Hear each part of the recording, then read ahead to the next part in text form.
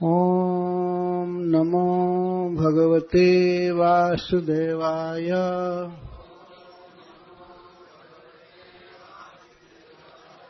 ॐ नमो भगवते वासुदेवाय।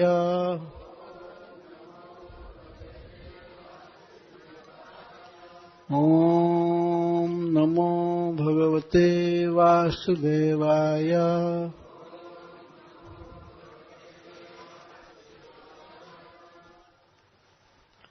श्रीशुक उवाच गर्गः पुरोहितो राजन् जदूनां सुमहातपः व्रजं जगामनन्दस्य वसुदेव प्रचोदितः तं दृष्ट्वा परमप्रीतः प्रत्युत्थाय कृताञ्जलिः आनर्चाधोक्षजधिया प्रणिपात पुरःसरम्। श्रीशुक उवाच। श्रील सुखदेव गोस्वामी ने कहा, गर्गः आचार्य गर्ग, पुरोहितः पुरोहित हैं, राजन हे महाराज परीक्षित, जदूनाम जादवों के, सुमहातपः अत्यंत प्रतापवान, ब्रजम ब्रज में, जगाम गए या आए, गए या आए मथुरा से, नंदस्य नंद के ब्रज में, वसुदेव प्रचोदितः श्री वसुदेव जी के द्वारा प्रेरित होकर, तम आचार्य गर्ग को दृष्ट्वा देखकर परम प्रीतः परम आनंदित हुए श्री नंद महाराज। प्रत्युत्थाय उठकर उनका स्वागत किए, कृतांजलि दोनों हाथ जोड़कर आनर्च सत्कार किए, पूजा किए, अधोक्षज धिया उन्हें ऐसा लगा कि इंद्रिय से अगोचर श्री भगवान ही प्रकट होकर आए हैं। प्रणिपात पुरः शरम, सबसे पहले वे प्रणाम किए, इसके बाद पूजा किए। जदूनाम पुरोहितः गर्ग, गर्गाचार्य जदुवंशियों के पुरोहित हैं, वंश परंपरा से ही, इसलिए यहाँ पर यह संकेत दिया जा रहा है, सुखदेव गोस्वामी कह रहे हैं कि स्वाभाविक हित ऐसी है। दो चार दिन के पुरोहित नहीं, कुछ पैसा दे करके कर लिया गया, पूजा वूजा करके विदा कर दिया जाएगा। वंश परंपरा से पुरोहित, जदूनाम पुरोहित, नाम है गर्ग, बहुत प्रसिद्ध है, तो जादवों के सुप्रसिद्ध पुरोहित हैं और बहुत बड़े भागवत पुरुष हैं। सुमहातपः, यह महातप भक्ति विषयक तपस्या को ही महातप कहते हैं, और उसमें भी सौष्ठव बहुत सुंदर ढंग से तप किए हैं, अर्थात परम भागवत, भागवतों में उत्तम है। महान भगवत भक्त। फिर नंद बाबा के ब्रज में आए, अथवा श्रील सुखदेव गोस्वामी गंगा जी के तट पर बैठे हैं तो वहां से मिला रहे हैं, ब्रज में गए, जगाम सुखताल से बोल रहे हैं यहाँ के लिए, ब्रज के लिए, गोकुल के लिए, तो बोलते हैं जगाम।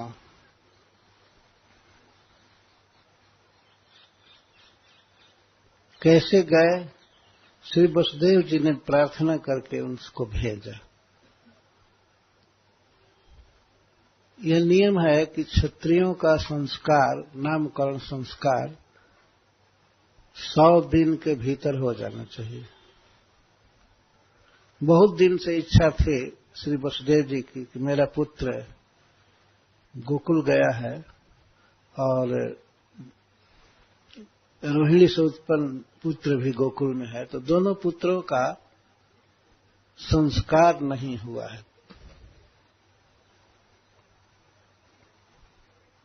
जाति जन्म संस्कार तो हो चुका है, नंद बाबा ने किया है, लेकिन उसे तो अपने ढंग का किए हैं। वैश्य माने जाते थे नंद बाबा, और श्री कृष्ण है क्षत्रिय वसुदेव जी के अनुसार। तो वे सोच रहे थे कि क्षत्रिय का जैसे संस्कार होना चाहिए वैसे नहीं हुआ, तो नामकरण संस्कार 100 दिन के अंदर होना चाहिए। श्री वसुदेव जी दिन गिन रहे थे, और गिनते गिनते, सोचते सोचते, प्लान करते करते 100वां दिन आ गया। तो उस दिन तो नामकरण करना ही था, तो अपने पुरोहित श्रीपद गर्गाचार्य जी से भेंट किए, जो महान वैष्णव थे। उनसे भेंट करके उनसे उन्होंने निवेदन किया, हे गुरुदेव, आप तो सर्वज्ञ हैं, आपको सब कुछ पता है। मेरे दोनों पुत्र, एक रोहिणी से जन्म लिया और एक देवकी से। एक पुत्र को मैं आधी रात में पहुंचा आया, यहां से कारागृह में जन्म लिया, ये सब आपको मालूम है। तो मैं चाहता हूं कि उनका द्विजाति संस्कार और नामकरण संस्कार होना चाहिए। तो गर्गाचार्य जी ने कहा, हाँ, आपका तो विचार ठीक है, लेकिन कंस से भय है, उसको पता लग जाएगा कि आपका पुत्र है तो बड़ा खतरा होगा। वसुदेव जी ने कहा कि नहीं, इस बात का प्रचार नहीं होना चाहिए। आप जाइए और एकांत में केवल नंद बाबा से बता करके, नंद बाबा को भी ये मत बताइएगा कि वो सांवला वसुदेव का लड़का है, उनको कुछ पता नहीं है। वे समझते हैं कि मेरा पुत्र है, और श्री बलराम तो मेरा पुत्र है ही, रोहिणी के गर्भ से जन्म लिया है। पर इस बात का भी पता नंद जी को नहीं है कि वह देवकी के गर्भ में रहा है। शायद वसुदेव जी को भी पता नहीं था इस बात का। तो जो भी हो, रोहिणी के गर्भ से उत्पन्न हुआ मेरा बेटा, उसका भी नाम संस्कार नहीं हुआ। आजकल तो नियम है कि बहुत जल्दी नाम हो जाना चाहिए। तो अमेरिका में नियम है कि जन्म हुआ तो 2-3 दिन के अंदर या 24 घंटे के अंदर नाम होना चाहिए। बर्थडे के अनुसार पासपोर्ट बनता है, क्या क्या तो बहुत जल्दी करते हैं।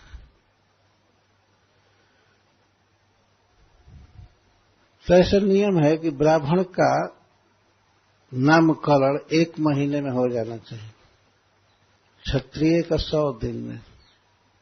इस तरह से कुछ ग्रेड है, ज्यादा से ज्यादा देर हो तो इतने दिन में हो जाना चाहिए।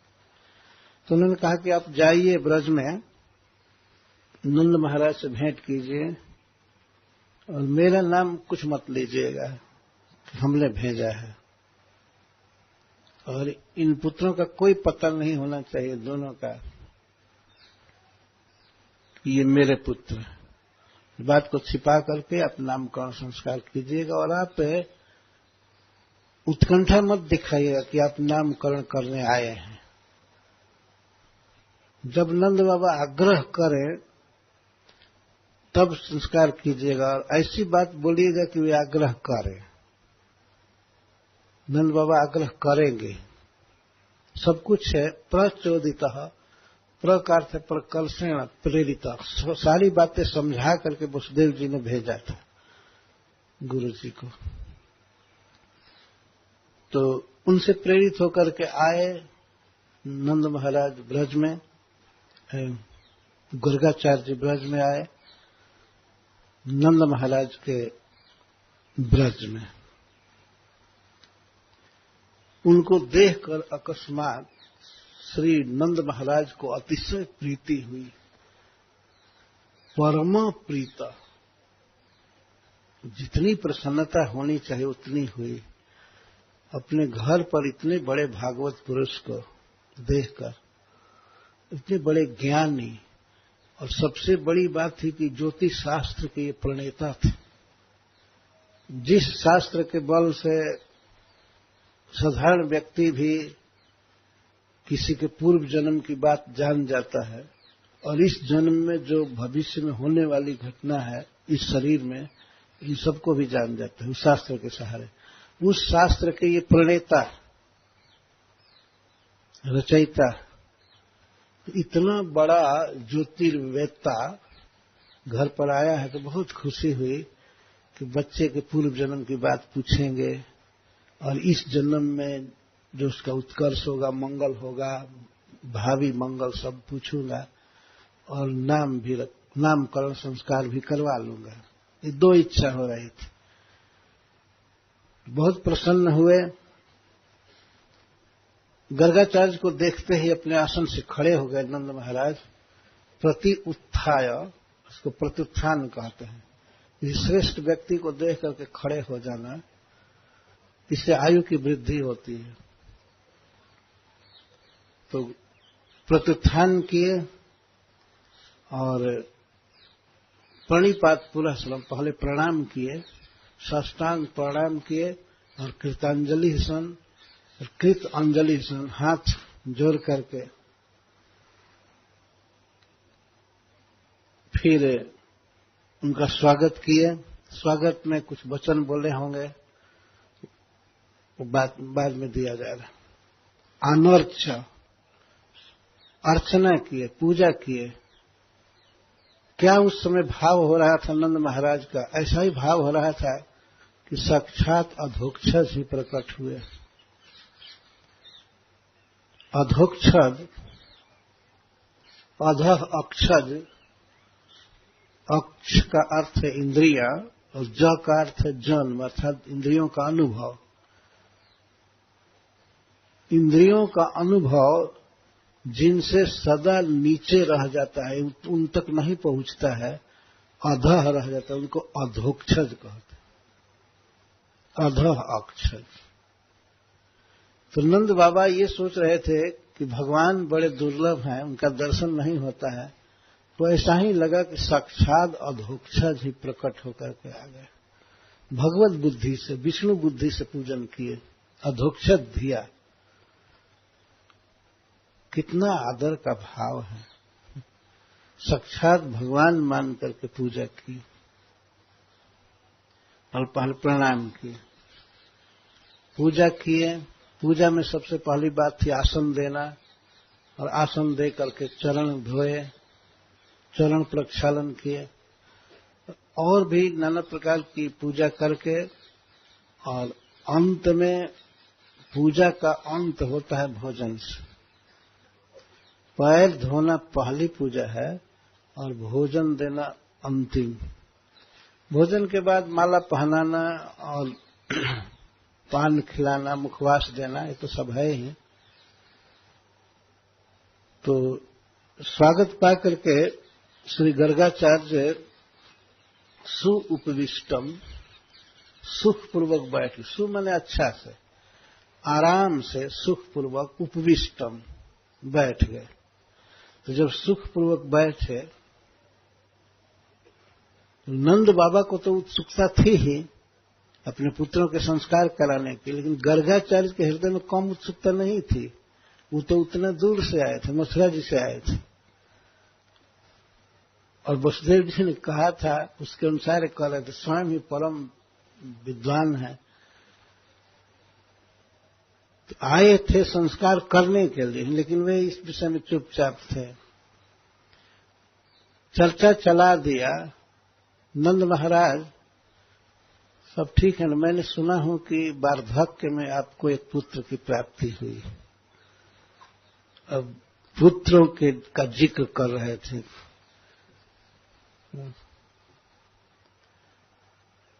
और रोहिणी से भी पुत्र हुआ है ना वसुदेव जी को, उसमें तो कह सकते थे, वसुदेव जी की भार्या रोहिणी जी, तो ये सब पुत्र निरोग है ना, सुखी है ना। इतना कहना था कि नंद बाबा तुरंत दोनों पुत्रों को मंगाए, यशोदा और रोहिणी लेकर के दिल और प्रणाम कराए। दोनों बच्चों को लेकर के आई दोनों माताएं और प्रणाम करने के लिए कहे, तो दोनों तो बड़े आनंद के साथ साष्टांग प्रणाम किए गर्गाचार्य। गर्गाचार्य की जब दृष्टि पड़ी कृष्ण बलराम दोनों पर, तो देखते ही रह गए। ऐसा पुराणों में वर्णन है, देख रहे थे एकटक, कृष्ण को तो देख करके अपने आप को भूल गए। इतनी सुंदरता, साक्षात पर ब्रह्म है, नंद बाबा के आंगन में खेल रहे, देखते रह गए। और उस समय उनके मन में ये बात आ रही थी, मैं पुरोहित बन करके धन्य जीवन हो गया, वसुदेव जी का पुरोहित हूं, तो आज वसुदेव जी ने मुझे यहां भगवान का दर्शन करने के लिए भेजा, मैं धन्य हो गया, मेरा आचार्यत्व तो सार्थक हो गया। तो इस तरह से जब उन्होंने बात किया नंद बाबा से, तो नंद बाबा ला करके दोनों पुत्रों को हाजिर कर दिए, और ये गर्गाचार्य जी प्रणाम करने पर आशीर्वाद दे रहे थे, चिरंजीवी भव। ये जानते हैं कि ये साक्षात परमात्मा श्री भगवान है दोनों, लेकिन फिर भी आशीर्वाद दे रहे थे। भगवान इस मूड में थे ही, बच्चे हैं। इसके बाद दोनों माताओं को उन्होंने संकेत किया, स्वयं ही नंद बाबा कहे ठीक है, तो आप लोग घर जाओ, और दोनों बच्चों को लेकर के बैठ गए। दोनों को अपने दोनों जांघों पर लेकर के बैठ गए अपने गोद में।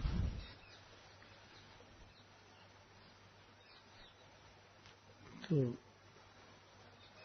इसके बाद बातचीत कर रहे, सुपविष्टम कृतातिथ्यम गिरा सुनृत्या मुनिम नंदयित्वा बविद ब्रह्मण पूर्णस्य करवाम किम।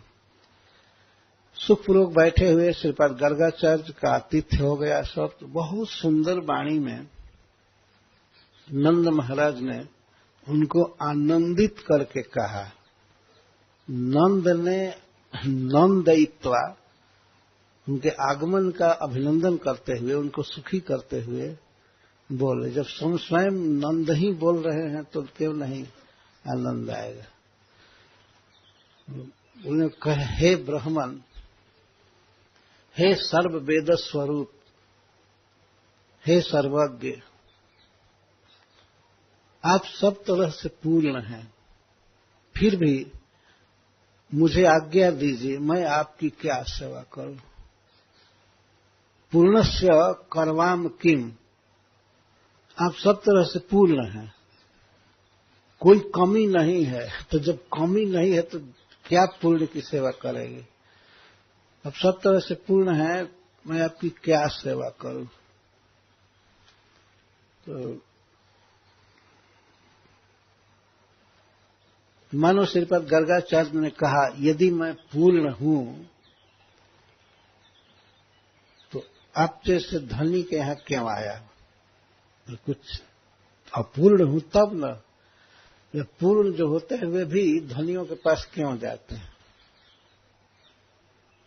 देखा गया है कि बड़े बड़े वैष्णव आचार्य भी जाते हैं, भक्त लोग जाते हैं। जो पूर्ण है तब किस लिए जाते हैं कहीं पर? तब श्रीनंद महाराज कहते हैं, महद विचलनम निर्णाम गृहीणाम दीन चेतसाम निःश्रेयसाय भगवान कल्पते नान्यथा क्वचित। हे भगवान, हे सर्वज्ञ, आप सब जानते हैं तो महद विचलनम, महताम स्वस्थानात् अन्यत्र गमनम, अपने स्थान से महात्मा महत पुरुष भगवान के बड़े बड़े भक्त चलते हैं। महताम भगवत भक्ता नाम,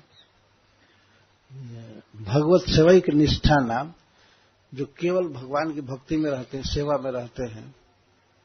तो ऐसे महान पुरुष श्री वैष्णव जन चलते हैं। विचलनम, विचलनम का अर्थ है विविध स्थान पर चलनम, जाते हैं। तो महद विचलनम, महतम विचलनम, अपने स्थान से दूसरे के घर जाना, स्थान पर जाना, ये निर्णाम निःश्रेयसार्थ है। निःश्रेयसार्थ, जिनके घर जाते हैं उनके हित के लिए, उनका उपकार करने के लिए जाते हैं। पूर्ण होते हुए भी वे जाते हैं, निःश्रेयसार्थ है। निःश्रेयस दो प्रकार का होता है, इस लोक के सुख को देने के लिए और परलोक के सुख को, भक्ति देने के लिए जाते हैं, विचलन करते। तो गर्गाचार्य जी कहते हैं कि क्या जरूरत है उनको जाने की? ये गृहस्थ लोग ही क्यों नहीं आ जाते हैं महात्माओं के पास? मान लीजिए अगर पूछा जाए, गृहस्थों के यहां बड़े बड़े भगवत भक्त क्यों जाते हैं, क्यों नहीं गृहस्थ ही आ जाते? तब वे कहते हैं गृहीणाम दीन चेतसा।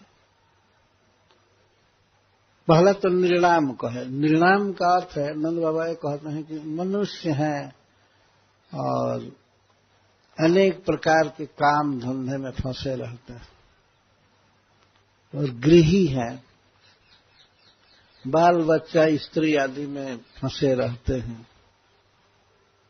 घर छोड़ने का उनको कोई अवकाश नहीं रहता, न व्यग्र रहते हैं, चिंता में रहते हैं हमेशा। धन की चिंता रहती है कि इतना पैसा होना चाहिए, धन होना चाहिए, घर चलाना है, उसकी चिंता लगी रहती, घर की चिंता लगी रहती।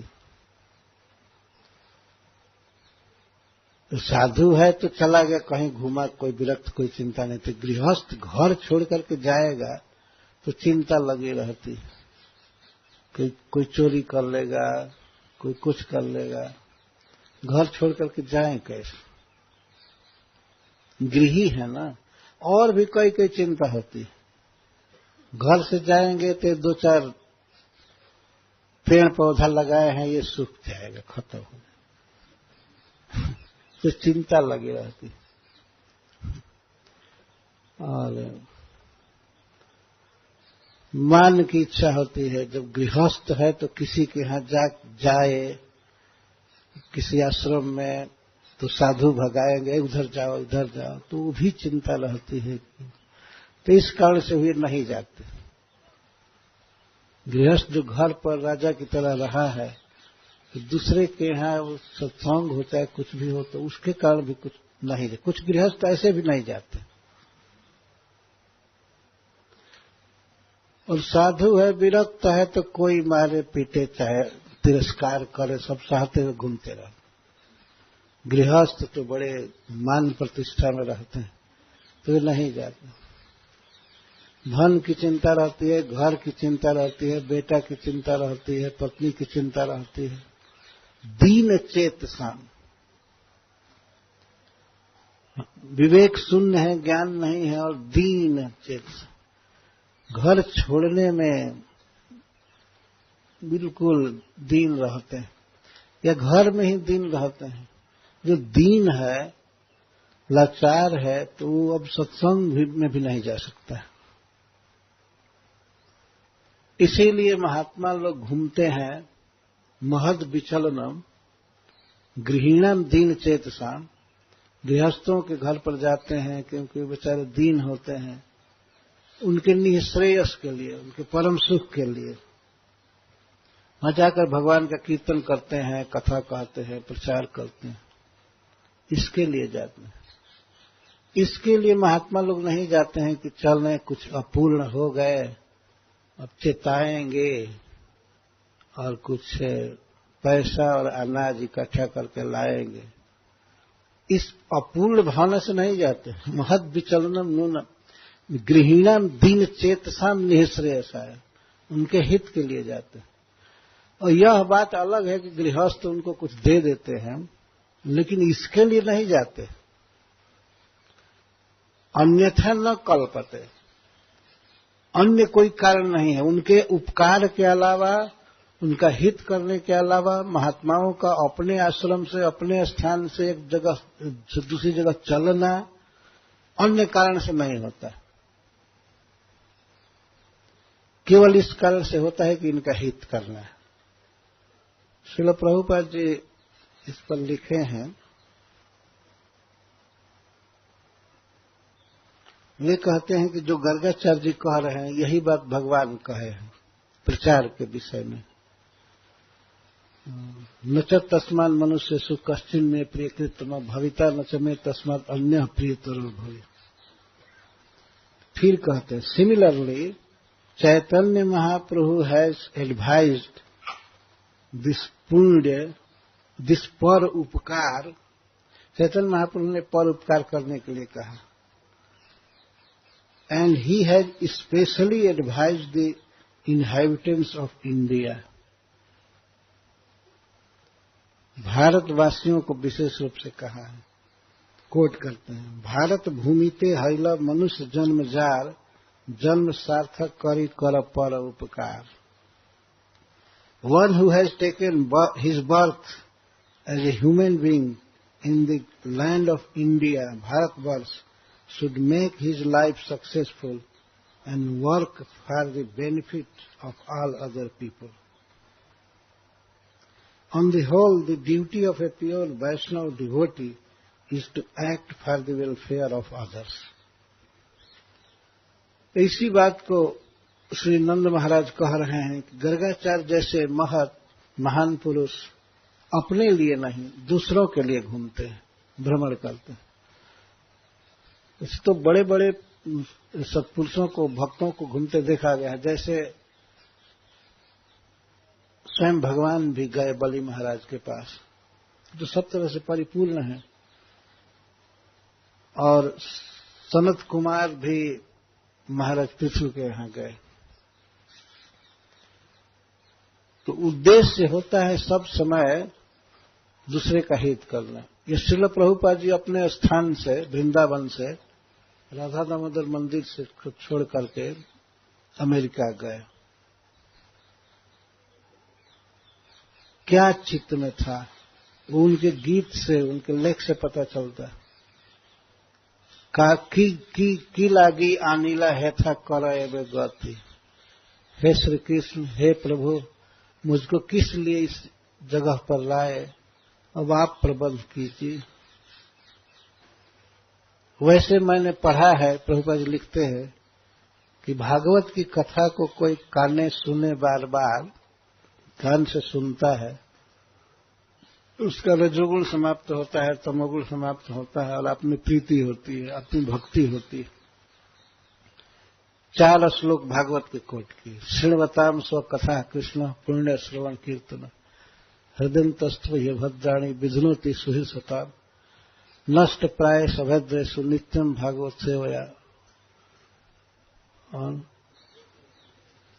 और भी है, तदा लजस्तमो भावा काम लोभ देश चेत एतैरना विदर्शितम सत्य प्रसिद्ध। एवं प्रसन्न मनसो भगवत भक्ति जोगतः भगवत तत्व विज्ञान मुक्त संघर्ष से जायत भिद्यते हृदय ग्रंथि छिद्यंते सर्व संशय क्षीयंते चास्य कर्माणि दुष्टेवात्मनीश्वर एवं वही कवयो नित्यम भक्तिम परमया मुदा वासुदेवे भगवते कुर्वन्तात्म प्रसादनम। ये अंतिम श्लोक था। तो श्री प्रभुपाद जी 4 श्लोकों को कोट किए और उनको बहुत बड़ा आश्वासन था भागवत के इन श्लोकों से कि अवश्य यदि मैं भगवान के संदेश को, भगवान की कथा को सुनाऊंगा तो निश्चित ही इन जीवों का, दिनहीन जीवों का चित्त भगवान में लग जाएगा। इस आश्वासन मिला नहीं तो प्रभुपाद जी अब लौटने को सोच रहे थे। वहां की दशा जब देखे एकदम हताश हो गए, पर भागवत से बहुत प्रेरणा मिली। तो श्रील प्रभुपाद जी इस तरह से सफल हुए। उस उम्र में 69 ईयर्स की उम्र में श्रील प्रभुपाद जी गए। गुरु की आज्ञा का पालन करना था और भगवान का प्रचार करना और लोगों के उपकार की भावना थी, पर उपकार, इससे प्रेरित होकर के गए। महद विचलनम, महान पुरुषों का अपने स्थान से दूसरे के यहां जाना और खासकर गृहस्थों के यहां, ये उनके हित के लिए होता है, अपना कोई स्वार्थ नहीं होता, दूसरे के बेनिफिट के लिए जाता है। इसके तो हम लोगों के लिए तो सबसे बड़े उदाहरण श्रील प्रभुपाद जी हैं। महद विचलनम इस श्लोक को यदि कहा जाए तो सबसे ताजा और सबसे निकटतम कोई उदाहरण है तो श्रील प्रभुपाद जी। तो श्रीपद गर्गाचार्य जैसे महान पुरुष दूसरे के हित के लिए जाते हैं तो नंद बाबा ये कह रहे हैं। यह कह करके, क्योंकि उनमें, उनके मन में है कि इन दोनों बच्चों का नाम संस्कार होना चाहिए, इसके लिए श्रीपाद गर्गाचार्य की ज्ञानातिशयता का वर्णन कर रहे हैं। आप बहुत बड़े ज्ञाता हैं ज्योतिष शास्त्र के, तो और जानना चाहे, 2 बात जानने की इनको इच्छा है। एक तो नामकरण संस्कार कराना है, ये तो है ही। दूसरा यह है कि इन दोनों बच्चों के पूर्व जन्म की बात कुछ सुनता है। पहले क्या थे, तो पहले जैसा जो व्यक्ति होता है वैसा ही इस समय भी रहता है, इसीलिए पहले जन्म की बात कुछ सुनना चाहते थे। तो उसके अनुसार और इस जन्म में भविष्य में क्या होगा, इनका गुण, प्रभाव, मंगल जो भी है, तो भविष्य भी सुनना चाहते हैं। पूर्व जन्म की कुछ बात सुन करके इस जन्म में जो होगा वो सुनना चाहते हैं। तो इसीलिए पूर्व जन्म की बात और इस जन्म की भावी बातों को जानने के विषय में प्रस्तावना डालना हुआ तो श्रीपद गर्गाचार्य के ज्ञान का वर्णन कर रहे हैं।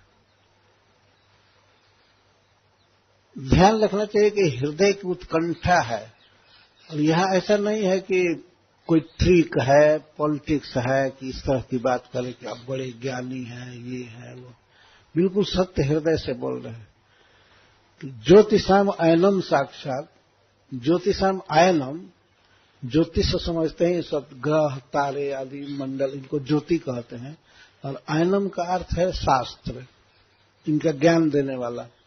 ज्योतिषाम आयनम साक्षात यतज ज्ञानम अतीन्द्रियम, जिस शास्त्र में अतीन्द्रिय ज्ञान है, इन इंद्रियों से जिसको नहीं समझा जा सकता, ऐसा उसमें ज्ञान है। जैसे अभी अभी चंद्र ग्रहण लगा था,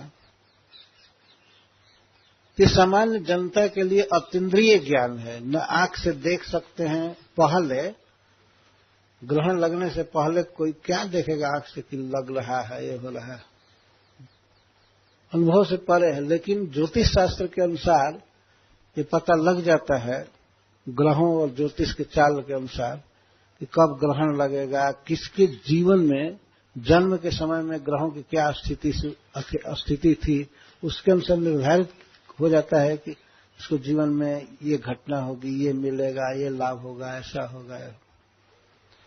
जो दूसरों के लिए अतीन्द्रिय ज्ञान है, इंद्रियों से परे है, उस ज्योतिष शास्त्र को प्रणीतम भवता, आपके द्वारा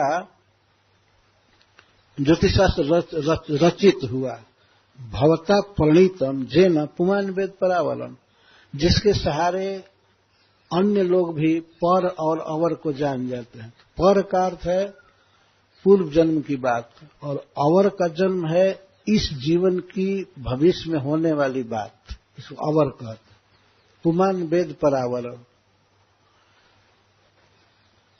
कितनी बड़े भाग्य की बात है। नंद बाबा ये कह रहे हैं कि जो व्यक्ति स्वयं शास्त्र की रचना किया है, तो वह कितना आसानी से बताएगा कि ये दोनों बच्चे पहले क्या थे और भविष्य में क्या होंगे। इससे बहुत खुशी हो रही थी नंद बाबा को। इसीलिए गर्गाचार्य जी के ज्ञानातिशयता का निरूपण कर रहे हैं। ज्योतिषाम ऐनम साक्षात जतज ज्ञान मतीन्द्रियम प्रणीतम भवता जैनम पुमान वेद परावरम। तुम ही ब्रह्म विदाम श्रेष्ठ। केवल ज्योतिष शास्त्र के ही प्रणेता नहीं है, आप ब्रह्म विदाम पर ब्रह्म को जानने वालों में श्रेष्ठ हैं। भागवतोत्तमोत्तम है, परम भागवत श्रेष्ठ वैष्णव है आचार्य। ब्रह्म विदाम श्रेष्ठ, ब्रह्म माने श्री भगवान, ब्रह्म को जानने वालों में श्रेष्ठ है।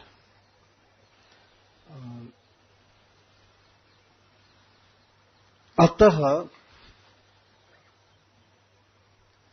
एक तो आप परम भगवत भक्त हैं और दूसरे ज्योतिष शास्त्र के आप महाज्ञानी हैं, प्रणेता ही हैं। तो संस्कारान कर्तुम अर्हसि,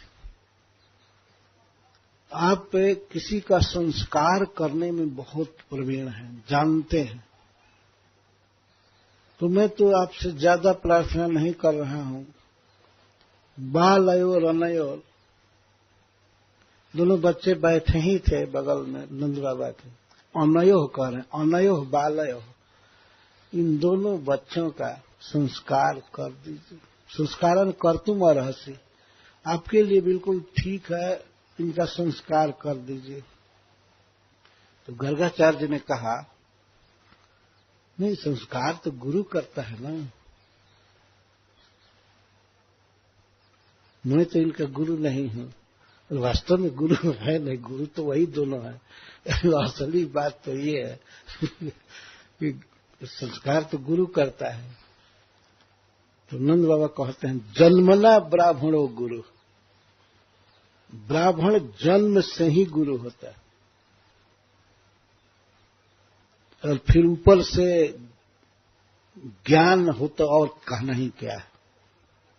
जन्मना ब्राह्मणो गुरु, ब्राह्मण जाति से ही मनुष्यों का, नृणाम क्षत्रियों का, वैश्यों का, शूद्रों का गुरु होता है। जन्मना किम पुनः ज्ञानेन, फिर ज्ञान हो तो कहना ही क्या। और ज्ञान की बात छोड़ दीजिए, आप ब्राह्मण हैं ना, तो हम लोगों के तो गुरु ही हुए। आप हम वैश्यों के, क्षत्रियों के गुरु हैं, तो फिर इन बच्चों का गुरु होने में क्या है। तो ऐसे ही गुरु हैं आप। सामान्य ब्राह्मण भी केवल जन्म लिया है, तो ब्राह्मण में जन्म लेने से ही वो औरों का गुरु है, और फिर उसमें ज्ञान हो तो क्या कहना। ये चक्रवर्ती सनातन गोस्वामी जी अर्थ करते हैं।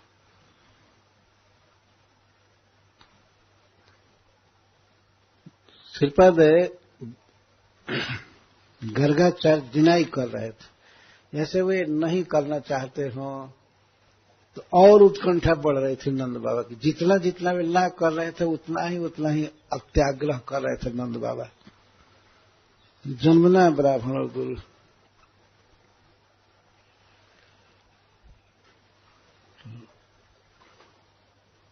फिर गर्गाचार्य जी बोले, जदूना महम आचार्य ख्यातश्च भुवि सर्वदा। नंद जी, संस्कार करने में कोई दिक्कत नहीं है। एक दिक्कत, कि मैं यादवों का, यदुवंशियों का आचार्य हूं और ख्यात हूं, सब जगह लोग जानते हैं। सब समय मेरी ख्याति है कि मैं यादवों का पुरोहित हूं, आचार्य हूं। तब तो गर्गाचार्य जी कहते सुतम मया संस्कृतम, यदि मैं संस्कार करता हूं आपके पुत्र का, सुतम, उसमें श्री बलराम जी को छांट कर बोल रहे हैं, सुतम मया संस्कृतम, ये दोनों के लिए अलग अलग एक वचन में बोल रहे हैं। सुतम मया संस्कृतम, मया मेरे द्वारा यदि पुत्र का संस्कार होता है, किसका पुत्र नहीं बोल रहे हैं, बहुत सावधान है। सुतम मया संस्कृतम ते मन्यते देवकी सुतम, में ते लगा रहे हैं। यदि आपके पुत्र का मैं संस्कार करता हूं तो सुनने वाले चारों तरफ यही कहेंगे कि यह देवकी का पुत्र है। तो नंद बाबा तो चकित हो गए, देवकी का बेटा कैसे मान लेंगे लोग? यहां जन्म लिया है, यशोदा के गर्भ से जन्म लिया है, इसको देवकी का पुत्र कैसे मान लेंगे? तो गर्गाचार्य जी कहते सुनिए सावधानी से, मैं क्या बात कह रहा हूं।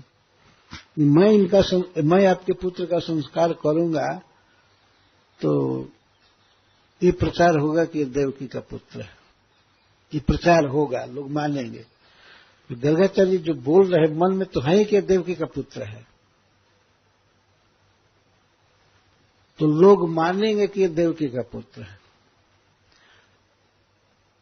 नंद बाबा कुछ समझ नहीं रहे थे, उन्होंने कहा कैसे देवकी का पुत्र माना जाएगा, आश्चर्य है। तब कहते सुनिए, कंस पाप मति, कंस के मति में पाप बसा हुआ है। देवकी के 8वें पुत्र को मारने की मति उसमें बसी हुई है, पाप मति इसको कह रहे हैं कि देवकी के 8वें पुत्र को मारना है। नंद बाबा कहते देवकी को तो कोई 8वां पुत्र हुआ ही नहीं, 6 पुत्रों के बाद 7वां 8वां कोई हुआ नहीं, ऐसा हमने सुना है। 7वां अदृश्य कहीं चला गया, कंस ने तंत्र मंत्र की विद्या से उसको उड़ा दिया, और 8वें में बची हुई है। तो गर्गाचार्य जी सब समझ रहे कि नंद बाबा को कुछ ज्ञान नहीं है, कि 8वें में विष्णु जन्म लिया। तो सुनिए, कंस पाप मति, पाप मति, पाप में ही उसकी मति लगी है। और सबसे बड़ा पाप क्या है कि देवकी के 8वें गर्भ को मारने की उसको चेष्टा है, 8वें संतान को, ये बात बसी हुई है। हाँ, तो देवकी के 8वें पुत्र को मारा करे, कहां गया क्या, वो तो पुत्री हुई है ना, वो तो उसकी इष्ट देवी जन्म ली। नहीं, सुनिए, एक तो देवकी के 8वें पुत्र को मारने की मन में बसी हुई है कंस के, और सख्यम तव चाणक दुंदुभ, तव चाणक दुंदुभ, सख्यम तव चाणक दुंदुभ। मैं ऐसा सोच रहा हूं कि आपके साथ और आनक दुंदुभी के साथ, वसुदेव जी के साथ मित्रता है।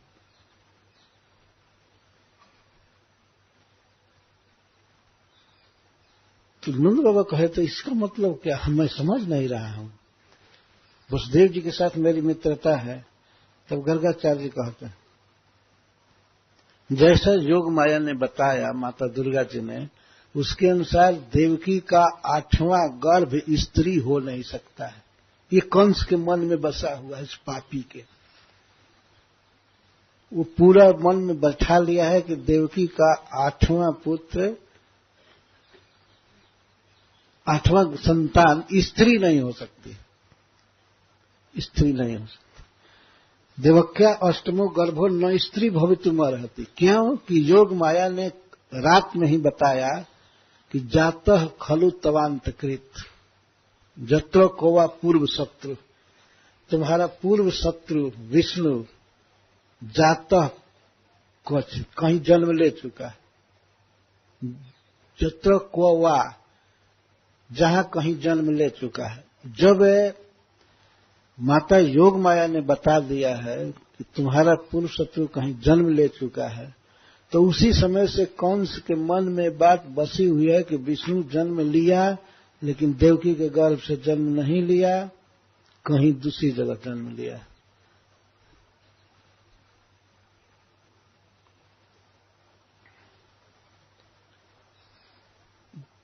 तो उसके अनुसार वो मिलाया है कि देवकी का 8वां गर्भ स्त्री नहीं हो सकता, तो स्त्री दुर्गा जी प्रकट होकर के उसको बताई है। देवकी का 8वां गर्भ जन्म ले चुका है, लेकिन कहां कैसे पता नहीं चला, पर वो स्त्री नहीं हो सकती, इतना विश्वास है उसको। और इधर आप में और वसुदेव जी में सख्य है, तो इस सख्य के चलते वो पापी कहीं ये भावना कर ले कि तो विष्णु हो सकता है कि वसुदेव के मित्र के यहां जन्म लिया हो। तो ठीक है, ये कैसे मान लेगा कि मित्र वसुदेव जी के यहां जन्म लिया, देवकी के गर्भ से जन्म लिया, या नंद के यहां जन्म लिया। नंद बाबा मानो ये पूछे, हमारे यहां क्यों सोचेगा? क्योंकि आपके साथ और वसुदेव की मित्रता है, और बात से शंका नहीं होगी। लेकिन जब मैं संस्कार करूंगा तो ये तो बात फैलेगी ही, तो छिपने वाली बात नहीं है कि गर्गाचार्य आकर के संस्कार किए, और गर्गाचार्य जादवों के पुरोहित हैं।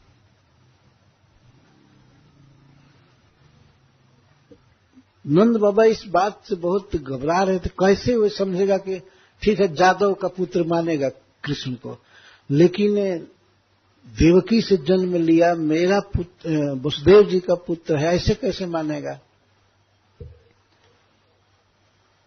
तो गोप को, नंद बाबा गोप हैं, बहुत सीधे साधे हैं, और वे हैं पॉलिटिशियन गर्गाचार्य। वो पूरा वहां से चले ही हैं मथुरा से सारा बात लेकर के कि ऐसी बात बोलेंगे। करना चाहते हैं संस्कार, लेकिन चाहते हैं कि नंद बाबा खूब आग्रह करें हमसे कि नहीं नहीं करना ठीक नहीं है, मैं करूंगा तो सब लोग देवकी का पुत्र समझेंगे, क्योंकि आपके साथ वसुदेव जी की मित्रता है।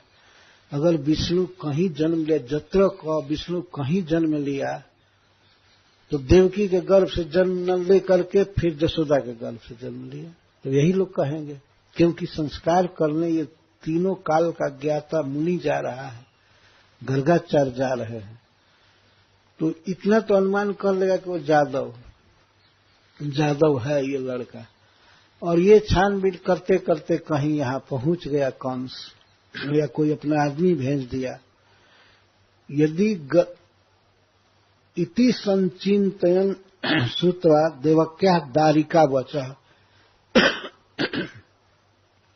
देवकी की बेटी ने जो बात कही दुर्गा जी जोग माया ने, उसके अनुसार अपि हंता गता शंकः, यदि कंस को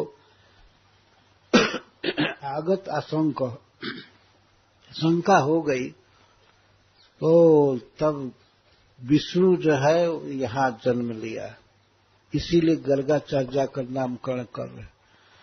अगर ऐसा होगा नंद जी तो बड़ा ये अन्याय होगा। जो आशंका हुई और आकर के पुत्र का वध कर दिया, तो ये तो बहुत बड़ा अन्याय होगा, इसलिए हमसे मत कराइए, किसी और पुरोहित से, गुरु से, भांगुरी जी हैं आपके गुरु हैं, अब उनसे करा लीजिए, और हमसे कराएंगे तो आपके पुत्र पर संकट आएगा। तो नंद बाबा इतना उत्कंठित है कि ऐसा ज्ञानी और भक्त कब मिलेगा, तो वे कहते श्री नंद वाच अलक्षितोस्मिन रहसि गो ब्रजे माम कैरपि गो ब्रजे। तो आपके अनुसार यही बात है ना कि कोई जाने ना।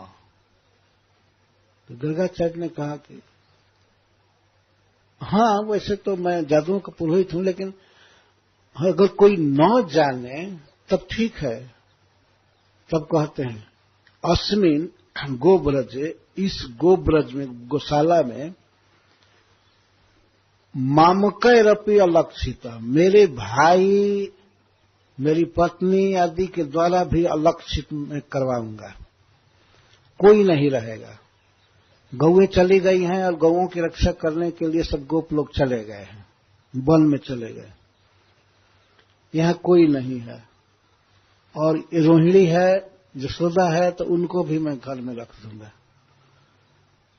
केवल हम हैं, आप हैं, और बच्चों को तो कोई ज्ञान नहीं है, क्या जानेंगे कि इनका संस्कार हुआ, और ये क्या प्रचार करेंगे।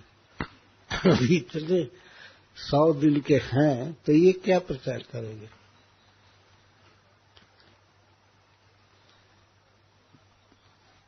गौशाला में गौएं चली गई हैं, गौशाला से खाली है और कोई नहीं है, बस अलक्षित अस्मिन गोब्रज, इस खिड़क में या गौशाला में, मामकई अपि अलक्षित, मेरे जो अपने जन हैं वे भी नहीं जान पाएंगे। मतलब मेरी पत्नी यशोदा या रोहिणी कोई नहीं जान पाएगी, मेरे भाई उपनंद आदि नहीं जान पाएंगे, कोई नहीं जानेगा।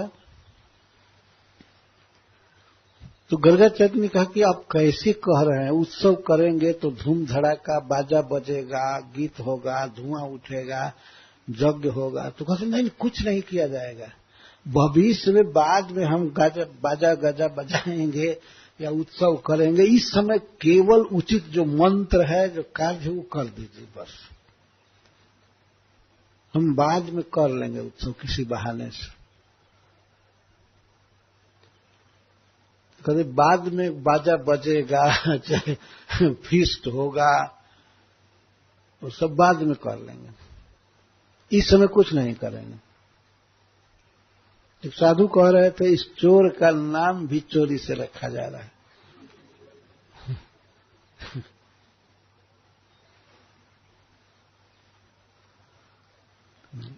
गुरु द्विजाति संस्कारम स्वस्ति वाचन पूर्वकम, जो वैदिक मंत्र है, स्वस्ति वाचन आदि मंगल सूत्र, मंगल मंत्र, इनको पढ़ दीजिए, आपके श्रीमुख से पढ़ा जाएगा, बहुत अच्छा होगा। और इनका द्विजाति संस्कार कर दीजिए,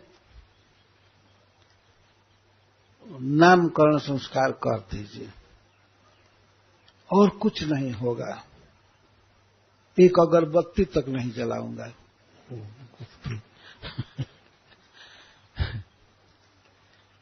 तब गर्गाचार्य तैयार हो गए। हाँ, अगर ऐसा हो सके, कोई न जाने तब ठीक है। आप श्योर हैं ना इसमें? हाँ हाँ, एकदम श्योर है। तो आप देख लिए घूम करके, कोई आसपास नहीं है तो नहीं। नंद बाबा एक बार निकल कर गए भी, जाकर घूम आए, बच्चे को लिए दिए, गए और घूमे, कोई नहीं।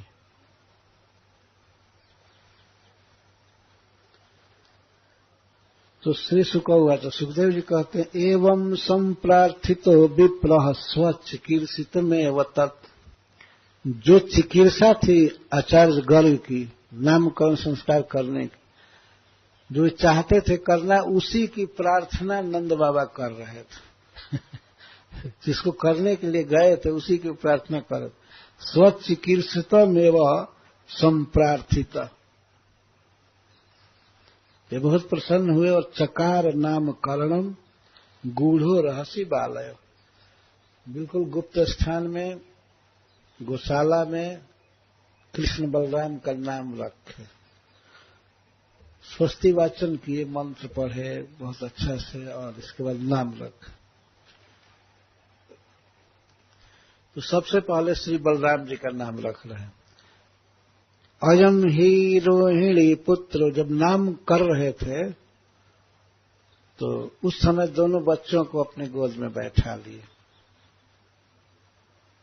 नंद बाबा से लिए और कह रहे हैं, अयम ही रोहिणी पुत्रो,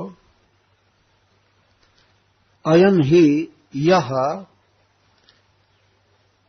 रोहिणी का पुत्र है। तो नाम तो ऐसे भी हो गया, तब रोहिणी कुमार या रोहिणी, रोहिणी पुत्र, एक नाम यह भी हुआ। अयम ही रोहिणी पुत्र, और नाम रख नहीं रहे हैं, नाम जो है वही बोल रहे हैं। भगवान का कोई नाम कैसे रख पाएगा? जो उनका नाम है उसी को बोला जाता है। अयम ही रोहिणी पुत्र रमयन सुहृदो गुण, ये अपने गुणों से सुहृदों को, संबंधियों को, परिवार को, सबको रमाएगा, परम सुख देगा। अपने आचरण, गुणों से तात्पर्य अपने वचन से, अपने कर्म से, लीला से, ये अपने सुहृदों को बहुत सुख देगा, रमाएगा। रमाना मतलब सुख देना। तो इस कारण से अपने सुहृदों को सुखी करता है। इस कारण से इसको लोग आख्यास्यते रामा इति, ये राम कहा जाएगा, ये नाम रख रहे हैं और अद्भुत ढंग से नाम रख रहे हैं। आख्यास्यते कहा जाएगा, ये नहीं कह रहे हैं कि मैं नाम रख। अपने विविध गुणों से अपने सुहृदों को रमाएगा, सुखी करेगा, आनंदित करेगा, इसलिए राम कहा जाएगा। बलाधिक्यात् बलम विदु, और इसमें बल की अधिकता है, इसलिए लोग इसे बल जानते हैं। विदु अद्भुत क्रिया का प्रयोग कर रहे हैं। इस कारण से राम कहा जाएगा, और बल अधिक है तो इसलिए बल कहते हैं, जानते हैं। ऐसा नहीं कि बाद में बल बढ़ेगा तब बल कहा जाएगा। कितना सावधानी से बोल रहे हैं, भगवान का आखिर वर्णन कर रहे हैं। ये कैसे कहेंगे कि बल अधिक होगा तो लोग बल कहेंगे? नहीं, बल अधिक हर एक समय बल है। बलाधिक्यात् बलम विदु, और बल अलग नाम है और राम अलग, लेकिन उसी को जोड़ करके हम लोग बलराम जी बोलते हैं। बलराम बलराम नहीं, केवल राम उनका नाम है और बल भी नाम है। बल कहने से भी बलराम जी पूरा बोध हो जाता है। बलाधिक्य जदूनाम पृथक भावात् संकर्षण मुसंत्युता, और जादवों में कभी भी कोई अनबन होगा, झगड़ा होगा तो ये दोनों पक्ष को मिला देगा, अथवा गोपों से और जादवों से इसका अभेद होगा। ये जितना जादवों को पसंद करता है उतना ही गोपों को पसंद करता है, दोनों को मिला करके रखेगा। कभी कोई अनबन होगी, टेंशन होगा तो दोनों को खींच करके, आकर्षित करके मिलाएगा, इसका एक काम रहेगा। इसीलिए इस गुण के कारण इसको संकर्षण कहेंगे। श्रीपद गर्गाचार्य जी गर्भ संकर्षण की बात छिपा रहे। भगवान ने नाम रखा इनका जन्म के पहले, तो कहते हैं गर्भ संकर्षणात् तमे प्राहु संकर्षणम भूय। देवकी के गर्भ से इनका आकर्षण करने के कारण और रोहिणी के गर्भ में डालने से इनका नाम संकर्षण लोग कहेंगे। ये भगवान ने कहा नामकरण करते समय, जन्म से पहले। पर श्रीपद गर्गाचार्य उस बात को छिपा रहे हैं। यह नंद बाबा से नामकरण कर रहे हैं ना, इतना कह दिए कि संकर्षण करने के कारण, आकर्षण करने के कारण इनको संकर्षण कहेंगे। उशंति मन्यन्ते, मानते, तो उसमें अपने आप हो ही गया। तो उसमें जो जहां जहां इनको कर्षण किया गया या ये कर्षण करते हैं, तो इसलिए संकर्षण नाम हो गया।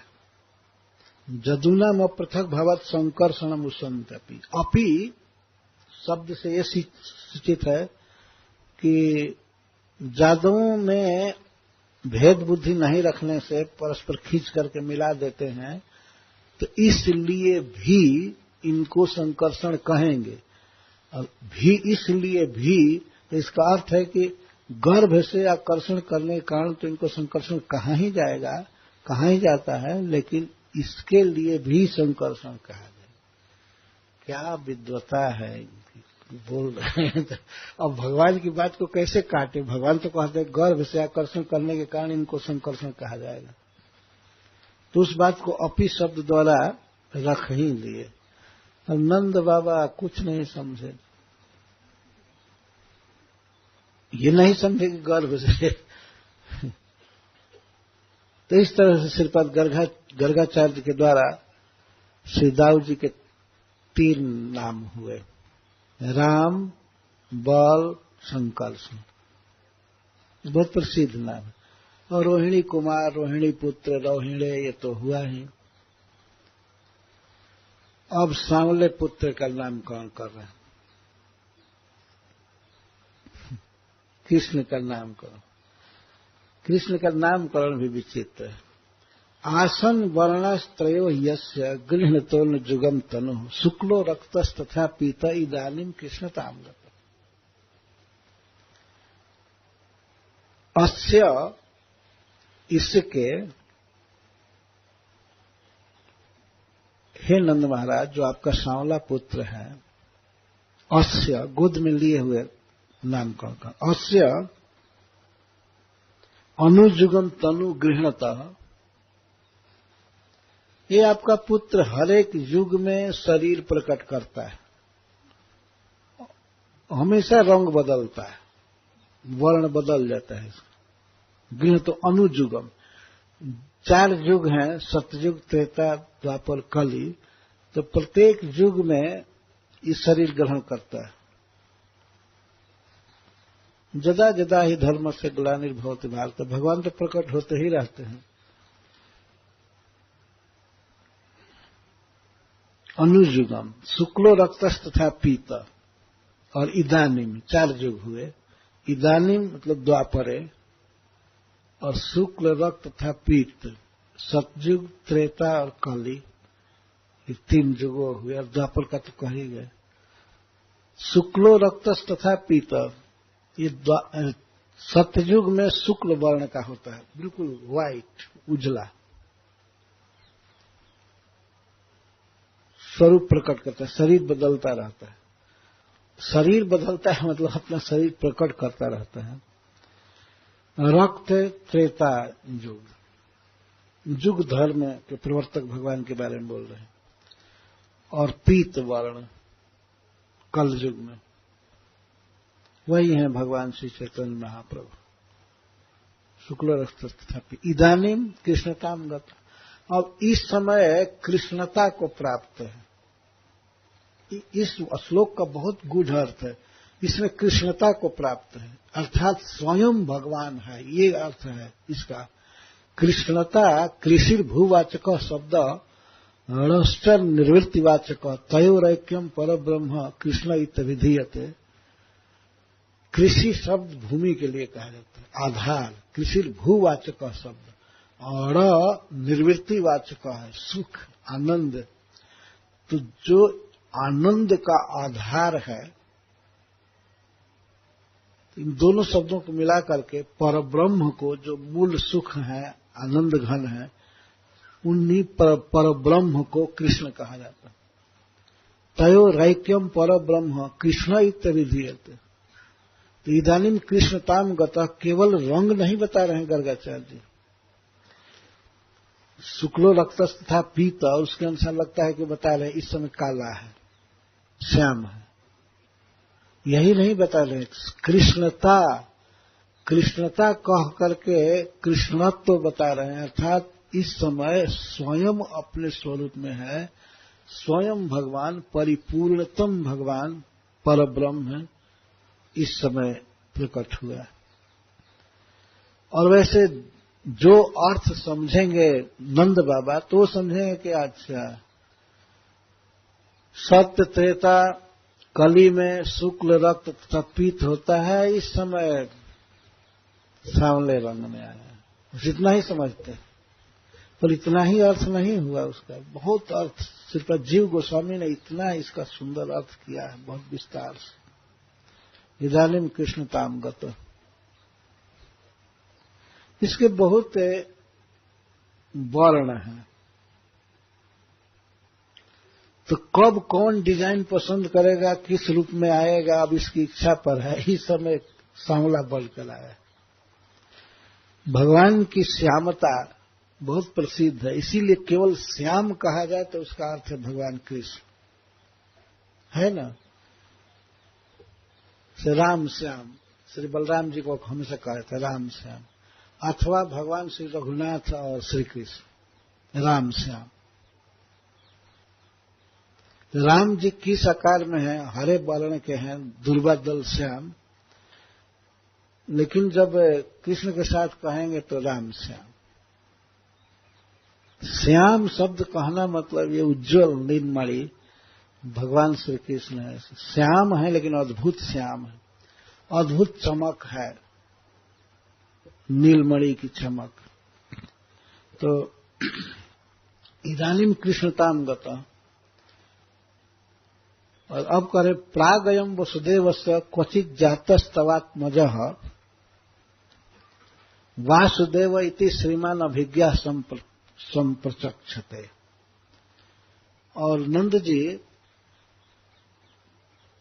तव आत्मजः, ये आपका आत्मज, आपके देह से उत्पन्न हुआ बच्चा आपका, ये आपका पुत्र प्राक पहले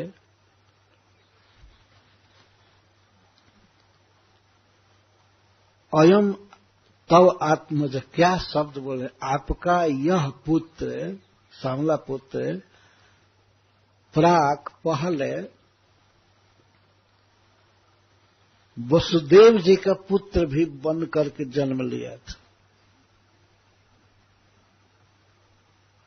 क्वचित, कभी किसी समय, मन में तो यह है कि इसी जन्म में पहले वसुदेव जी के यहां जन्म लिया, इसके बाद आपके पास आया। ये एक अर्थ। प्रागयम वसुदेव क्वचित जातस्तवात्मज, तव आत्म अयम तवात्मज, आपका पुत्र कभी वसुदेव जी के यहां भी जन्म लिया था। तो नंद बाबा तो खुशी से भर गए कि हाँ, पूर्व जन्म में कभी वसुदेव जी का भी पुत्र रहा है, बहुत अच्छा है। वसुदेव जी का भी पुत्र कभी रहा है, इस जन्म में नहीं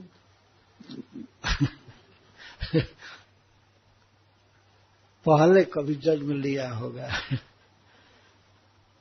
सारी बातें सब लोग बोलते रहते थे, फिर भी जो अर्थ लेना था जिसको वही लेता था। ब्रज में प्रचार था कि मथुरा में जन्म लिए, ये लिए वो लिए, लेकिन कोई नहीं मानता था। यहां डायरेक्ट यशोदा जी के गर्भ से जन्म लिए। और दोनों बात सही है, जिस समय भगवान जन्म लिए मथुरा में, तो उसी समय मां यशोदा ने ट्विन संतान को जन्म दिया। एक बच्ची थी, एक बच्चा था। नंदस्त्वात्मज उत्पन्न जाता लादो महामना, नंद बाबा अपने पुत्र के जन्म लेने पर आह्लादित हूं। क्या भगवान के लिए कोई कठिन कार्य है? एक साथ जो करोड़ों जगह पर प्रकट होते रहते, तो दो जगह पर जन्म लेना उनके लिए कोई कठिन बात है? इसमें अविश्वास की क्या बात? सहज विश्वास किया जा सकता है। गोपों के अपहरण किए जाने पर, बछड़ों के अपहरण किए जाने पर भगवान उतनी संख्या में गोप और बछड़े बन गए और अपने से अपने को हाँकते हुए ले जाते थे, वन में लाते थे, दूध पीते थे गौओं का, गोपियों का। तो अपने को इतने रूपों में प्रकट किए। तो दो जगह पर दो माताओं के उदर से जन्म लेना, ये तो भगवान के लिए बिल्कुल संभव है और ये उनकी लीला है।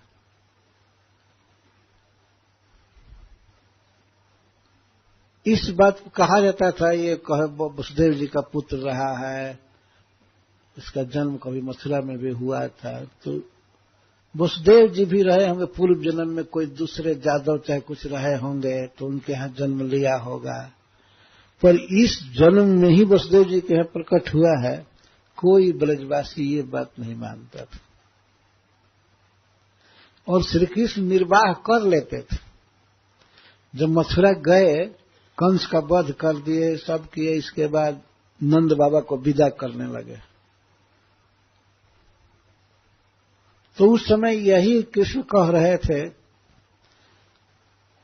बाबा मेरा जन्म पहले कभी वसुदेव जी के यहाँ हुआ था, तो ये भी हमको अपना पुत्र मानते हैं, तो इसलिए इनका सेंटिमेंट पूरा करके और मैं कुछ ही काल के बाद आ जाऊंगा, 1-2 दिन में आ जाऊंगा ब्रज में, आप खुशी से जाइए। भगवान नंद बाबा के पास यही केवल व्यक्त कर रहे थे कि इनके पुत्र, और जब एकांत में वसुदेव जी के यहाँ होते थे तो वो तो पिता थे ही, ऐसे प्रकट रूप में भी। तो नंद बाबा इसीलिए संतोष करके चले गए कि आखिर इनका बेटा रहा है किसी जन्म में, तो इनकी ममता है और इसके रहने से इनको सुख मिलता है, तो ठीक है 2-4 दिन रह ले फिर आ जाएगा। तो नंद बाबा को भेजे कि वहां पर आप नहीं रहेंगे तो गौओं पर विपत्ति आएगी, गोपों पर आएगी, उन लोगों का अनुभव नहीं है, आप चले जाइए सबके सुख के लिए। तो नंद बाबा चले गए। और नंद बाबा से जब बात कर रहे थे तो उस समय वसुदेव जी नहीं थे।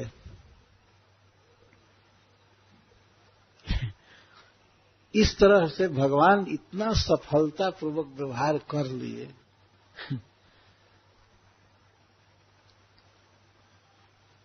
यहां पर सामने बोल रहे हैं गर्गाचार्य जी नंद बाबा के, प्राग अयम वसुदेव स कचित जातस्तवात्मज, तव आत्मज, ये सब शब्द लगा देते हैं तो कोई सोच भी नहीं सकता। दूसरी बात, तव आत्मज, आपके देह से जन्म लिया हुआ ये आपका पुत्र, यह आपका पुत्र भोला भाला, अयम कचित वसुदेव से जाता है, वसुदेव जी के यहां जन्म लिया था, उनका पुत्र बन करके। इस रहस्य को जानने वाले लोग वासुदेव इति संप्रचक्षते, श्रीमान वासुदेव, इस रहस्य को जानने वाले लोग इसको श्रीमान वासुदेव ऐसा कहते हैं। संप्रचक्षते, कहेंगे नहीं, कहते हैं। जो पहले जन्म लिया था वसुदेव जी का, तो इसीलिए वासुदेव कहते। ऐसे लगता है गर्गाचार्य जी ये कह रहे हैं कि नंद बाबा को ऐसा प्रतीत होना चाहिए कि इस समय जो प्रसिद्ध वसुदेव जी हैं उनका पहले भी नाम वसुदेव था। तो पहले तो जन्म के बाद ही है ही नहीं, पहले का तात्पर्य। अब नंद बाबा ये समझ रहे हैं कि पूर्व जन्म में भी इनका नाम वसुदेव था और इनका पुत्र होने के कारण लोग इनको श्रीमान वासुदेव कहते हैं। तो ठीक ही है, श्रीमान वासुदेव इति अभिज्ञा, इस रहस्य को जानने वाले अभिज्ञा, जो सब तरह से जानते हैं, विचक्षण है, तो लोग इनको ऐसा कहते हैं। तो इदानीम कृष्णताम गतः, एक कृष्ण नाम हुआ और दूसरा नाम हुआ वासुदेव, श्रीमान वासुदेव। और ये नाम रह करके गर्गाचार्य जी कहते हैं, अरे हम कितना गिनावे, इसके इतने नाम हैं गुण और कर्म के अनुसार। बहूनि सन्ति नामानि रूपाणि च सुतस्यते, गुण कर्मानुरूपाणि तान्यहं वेद न जनः। अस्य सुतस्य ते सुतस्य, हमेशा ये बात लगा रहे हैं, ते सुतस्य, वास्तव में जो स्वयं भगवान है वे नंद नंदन है, नंद महाराज के पुत्र हैं। अतः ते सुतस्य तव आत्मज कहना आवश्यक है। कोई औपाधिक संबंध नहीं है कि इस जन्म में कृष्ण प्रकट हो गए इसलिए नंद नंदन है। वे स्वरूप से ही स्वयं भगवान नंद बाबा के पुत्र ही हैं। इसीलिए बार बार गर्गाचार्य जी कह रहे, ते सुतस्य, आपके सूत्र के बहुनी नामानी और रूपाणी संति, बहुनी संति नामानी रूपाणी च सुतस्य, आपके पुत्र के बहुत नाम हैं और बहुत रूप हैं। गुण कर्मानुरूपाणी, गुण कोई कोई नाम गुण के अनुसार है, जैसे भक्तवत्सल, भगवान प्रेम करते हैं भक्तों से तो इसलिए उनका नाम है भक्तवत्सल, गुण के अनुसार। कर्म, जैसे इसका नाम है गिरधारी, कर्म के अनुसार श्री गोवर्धन धारण किया है तो इसलिए इसका नाम मतलब आगे चलकर धारण करेगा। तो गोवर्धन धारण भी नित्य लीला है भगवान की, तो गिरधारी नाम है, कर्म के अनुसार नाम है, लीला के अनुसार। और गुण के अनुसार भी और भी अनेक नाम हैं। गुण कर्मानुरूपाणी, गुण के अनुसार, कर्म के अनुसार इसके अनेक नाम हैं और अनेक रूप हैं। कर्म करने के लिए भी अनेक रूप बनाता है। जैसे पृथ्वी का उद्धार करना था तो 12 रूप धारण। संति है ही, सभी नाम और सभी रूप नित्य हैं। इसीलिए श्रीपद गर्गाचार्य जी संति क्रिया लगा रहे हैं। संति वर्तमान क्रिया है। आपके पुत्र के बहुत नाम हैं और बहुत रूप हैं।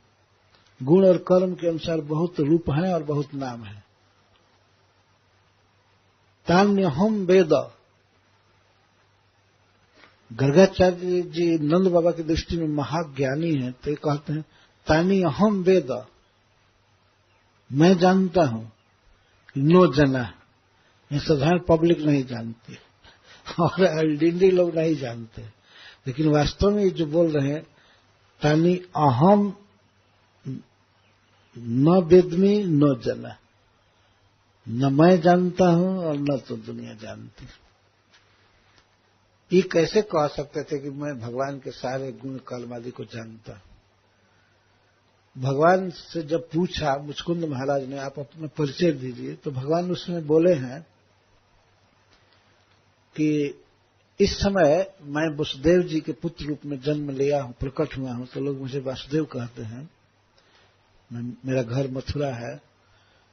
लेकिन महाराज परमर्षियों ने निश्चय किया है कि पृथ्वी की धूल के धूली कण गिने जा सकते हैं, ओस के कण गिने जा सकते हैं, लेकिन मेरे जन्म कर्म अवतार आदि गिने नहीं जा सकते।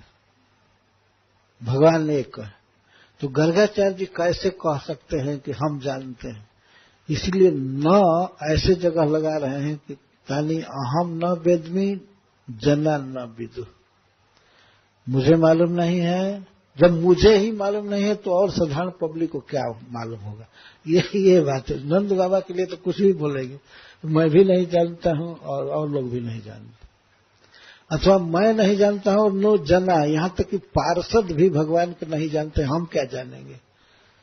नो जना, जन मतलब विष्णु पार्षद जो साक्षात उनके साथ रहते हैं, वे भी नहीं जानते हैं, फिर हम क्या जानेंगे? पर गर्गाचार्य ऐसा कहने पर निराश होते हैं। अरे नहीं, नंद बाबा निराश होते, तो इसलिए कहते हैं उनको मैं जानता हूं और लोग नहीं जानते हैं। जानना है मतलब जन्म मृत्यु में फंसे हुए जीव नहीं जानते।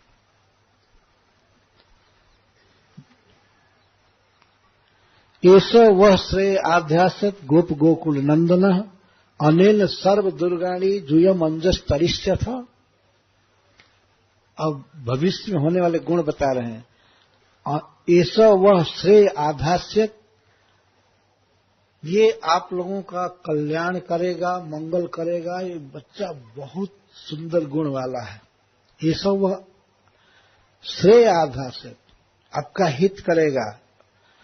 और गोप गोकुल नंदन, ये गायों को, गोपों को, गोकुल मतलब समग्र ब्रजवासियों को नंदन आनंदित करेगा।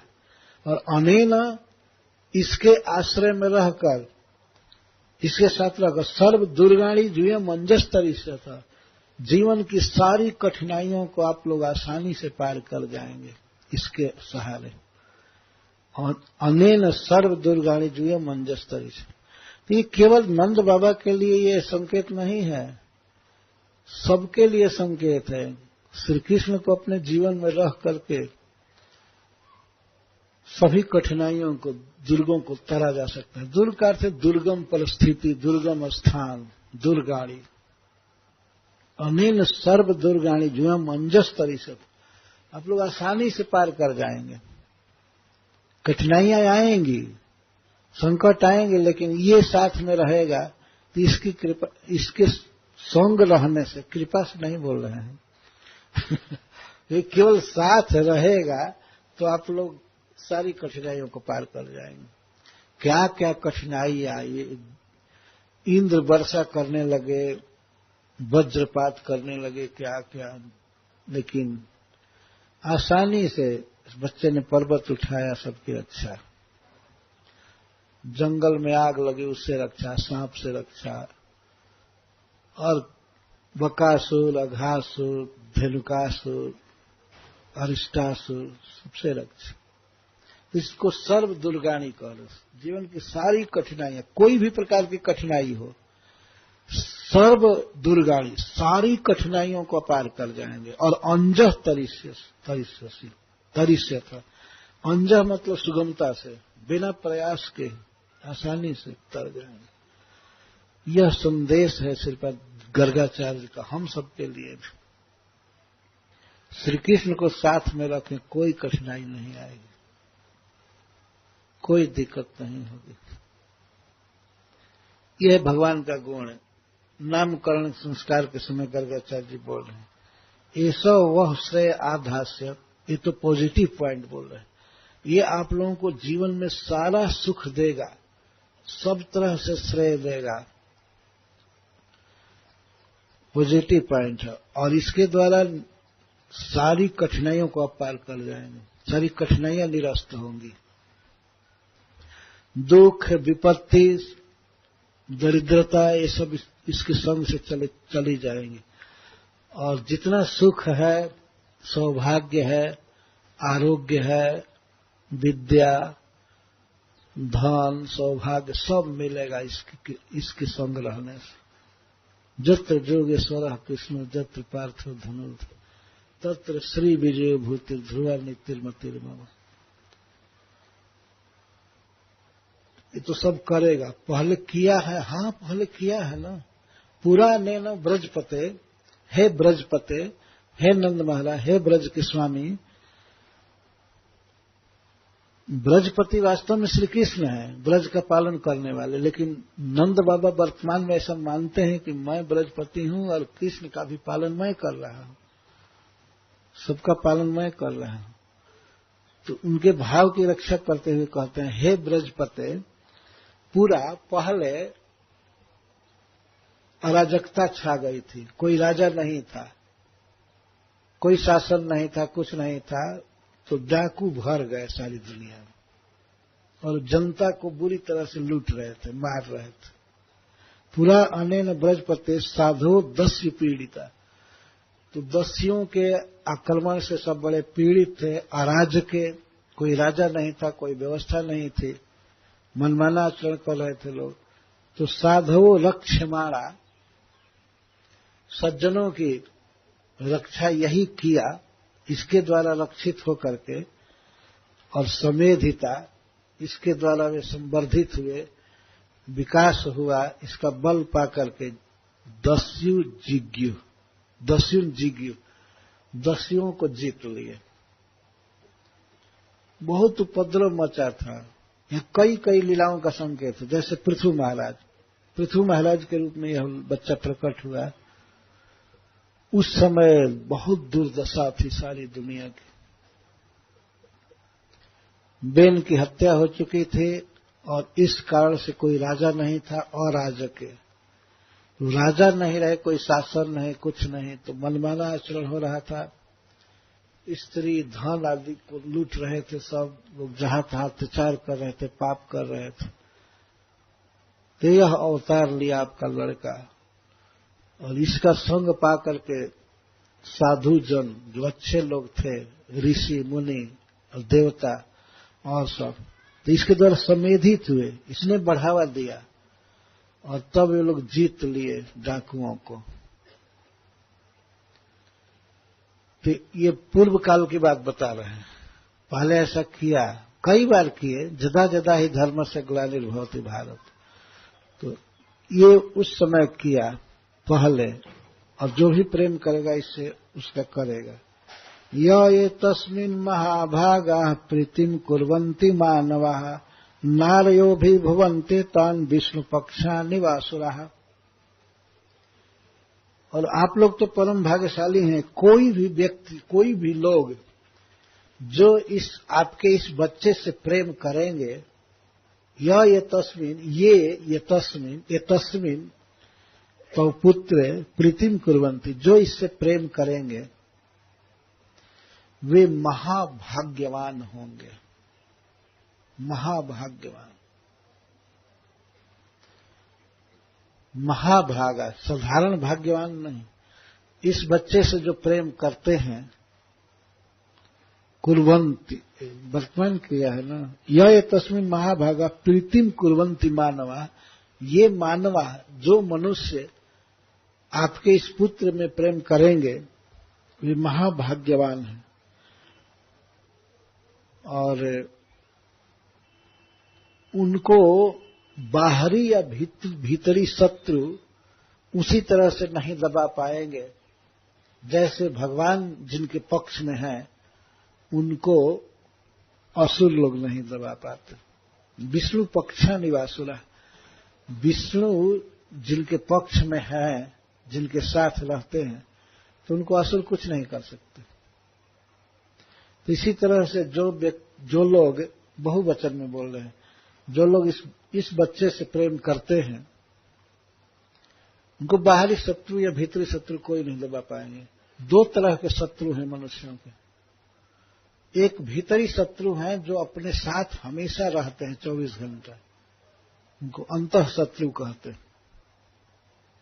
और उन्हीं शत्रुओं के द्वारा प्रेरित होकर के व्यक्ति पाप करता रहता है। बाहरी शत्रु तो शरीर को नष्ट करते हैं, शरीर को दुख देते हैं, लेकिन भीतरी शत्रु ये आत्मा को अधोगति में डालते रहते हैं। अर्जुन ने भगवान श्री कृष्ण से पूछा, अथ केन प्रयुक्तो यम पापम चरति पुरुष अनिच्छन्नपि वार्ष्णेय बलादेव नियोजित। हे वृष्णि नंदन, ऐसा देखा गया है कि कभी कभी मनुष्य पाप नहीं करना चाहता है, बुरा काम नहीं करना चाहता है, तो कौन फोर्स करता है पाप करने के, कौन पाप कराता है? यह बहुत महत्वपूर्ण प्रश्न है। आज के युग में, अज्ञान के युग में लोग ऐसे धड़ल्ले भगवान पर दोषारोप कर देते हैं। जो भी होता है भगवान कराते हैं। एक वृक्ष का पत्ता भी नहीं हिल सकता है बिना कृष्ण की इच्छा के। ये भी बात सत्य है, लेकिन यह भी बात सत्य है कि जीव अपनी इच्छा से कार्य करता है, ये भी सत्य है। कौन ठीक है और साधारण कार्य की तो बात दूर है, पाप कौन कराता है? अथ केन प्रयुक्तम पापम चरति पुरुष अनिच्छन्नपि, नहीं चाहते हुए भी जीव क्यों पाप करता है? ये भगवान से ही प्रश्न किया गया है।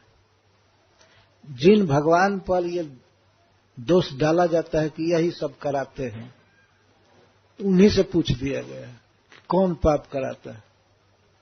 तो भगवान कहते हैं, काम ऐसा, क्रोध ऐसा, रजोगुण समुद्भव, महासनो, महापापमा, विद्धेन मिह बाइलम। भगवान कहते हैं तुम इसको समझने की कोशिश करो, विद्धि है न, कौन पाप कराता है? एक काम पाप कराता है।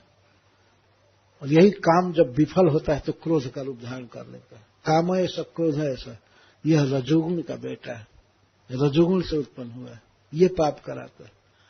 और ये महासन है, इसका पेट कभी नहीं भरता है। दुनिया मिल जाए, सब कुछ मिल जाए, लेकिन और की इच्छा बनी रहती है। ये काम ऐसा है, बहुत इच्छा रहती है, तो इसको महासन कहा गया। इसका आसन, भोजन बहुत बड़ा है, कभी तृप्त होता ही नहीं है। अब इतना चाहिए हमको, इतना चाहिए, उतना मिल जाए तो और इच्छा भभक जाती है, वो और चाहिए। लाख हुआ तो करोड़ की इच्छा, करोड़ हुआ तो अरब की इच्छा, अरब हुआ तो अब बिलियन ट्रिलियन चाहिए। ये सब इच्छाएं बढ़ती रहती है, और केवल पैसे की ही नहीं, भोगों की भी।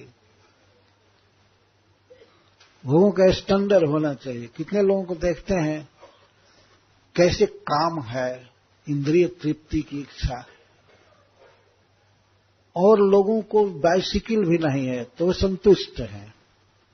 पैदल चल करके संतुष्ट है, और उससे ज्यादा असंतोष उसको है जिसकी कार पुरानी हो गई, तो वो नया मॉडल लेना चाहते हैं। और नया में भी अब नए नए प्रकार की गाड़ियां, ये है काम,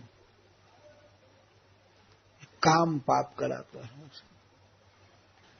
बहुत उत्कृष्ट गाड़ी चाहिए, ये चाहिए, और अनेक प्रकार की जो भोग की सामग्रियां हैं दैहिक सुख के लिए, और उनका व्यक्ति कहता है इसको हम रिफॉर्म करना चाहते हैं, थोड़ा बढ़ाना चाहते हैं। रिफॉर्म क्या कहते हैं उसको, स्टैंडर्ड बढ़ाना चाहते हैं और बढ़ा रहे हैं। पैसा भगवान ने दिया है, काम चल सकता है तो फंड रेजिंग करो, फंड बढ़ाता रहता है। अरे प्रेम रूपी फंड बढ़ाना चाहिए ना, भगवान की साधन भक्ति को बढ़ाना चाहिए कि अब जप ज्यादा करें, ज्यादा भागवत पढ़ें और ज्यादा ध्यान करें और भी नाना प्रकार के कार्य करें। लेकिन सबके सामने भोग रेजिंग है, भोग रेजिंग, फंड रेजिंग, स्टैंडर्ड बढ़ाना, ये करना वो करना, इसी को काम कहते हैं, इसको महासन कहते हैं।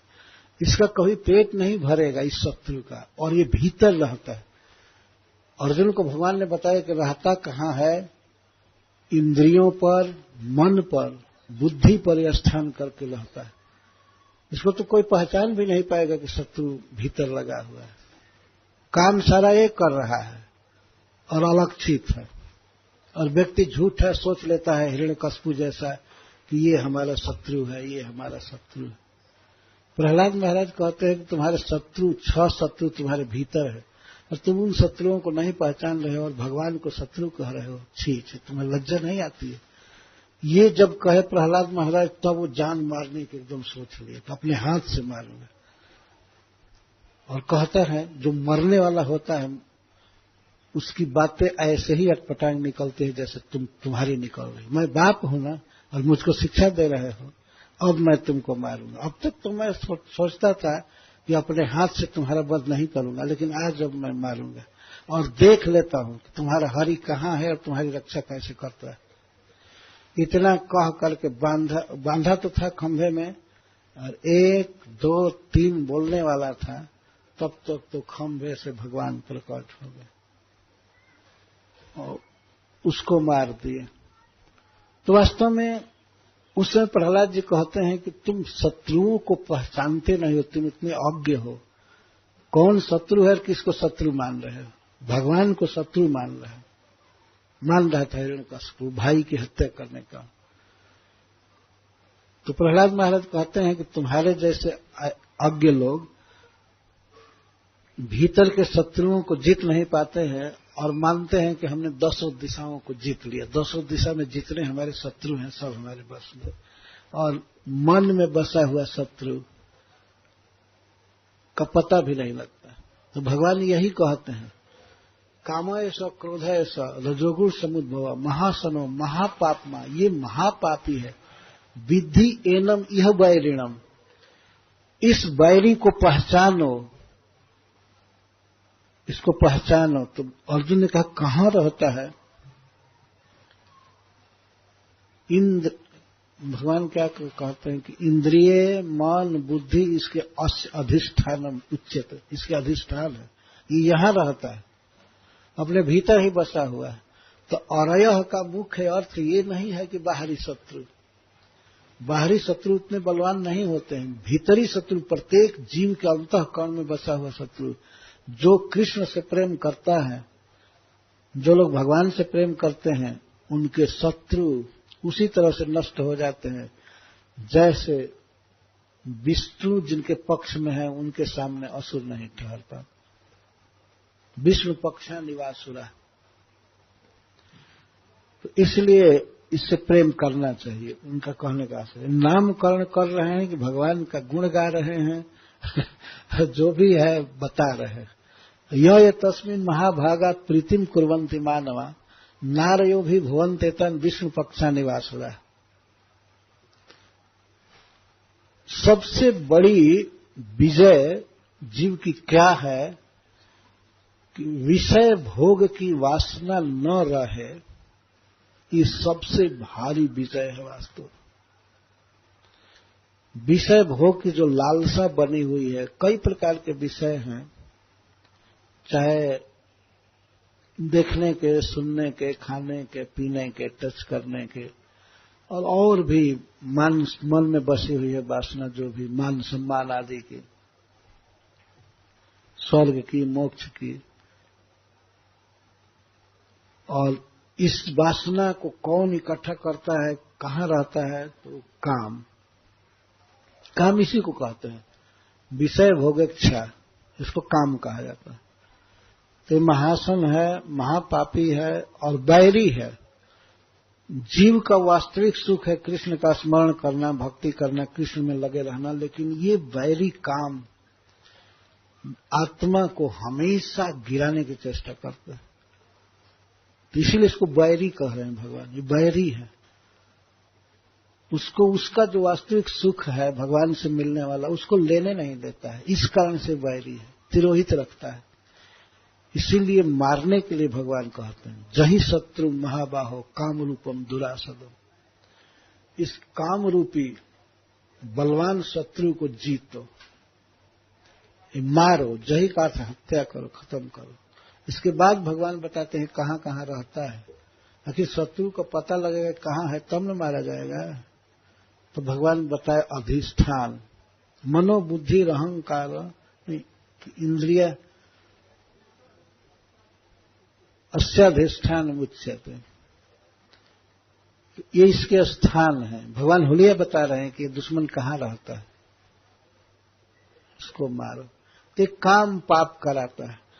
इसी के लिए गर्गाचार्य संकेत करें, जो भीतरी शत्रु हैं वे भी और बाहरी भी परास्त हो जाते हैं।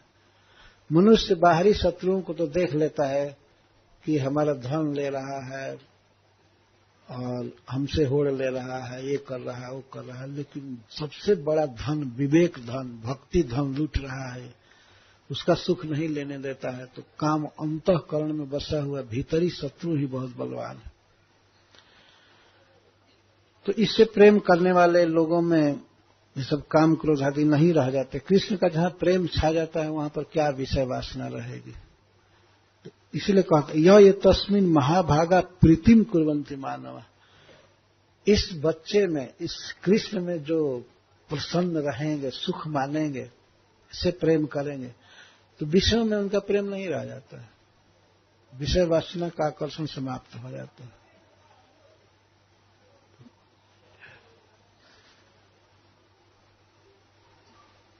तस्मात् नंदात्मजोयम ते नारायण समो गुणे। इसलिए हे नंद बाबा, ते अयम आत्मजः, आपका यह पुत्र गुण ही नारायण समः, गुणों में नारायण के समान है। तो ये मुख्य अर्थ नहीं है। मुख्य अर्थ इसका ये है कि गुण ही नारायण एवं समः जस्य, गुणों में नारायण ही एकमात्र इसके सम हो सकते हैं।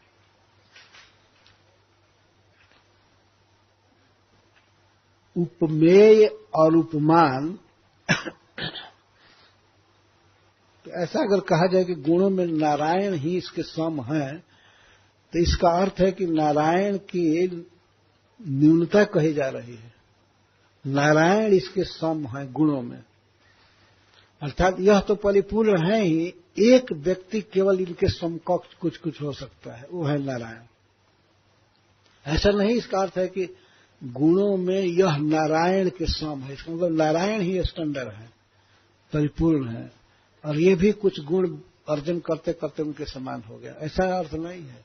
गुण ही नारायण एवं समो जस्य स, गुणों में अच्छा क्या गुण, श्रिया कीर्त्यानुभावेन,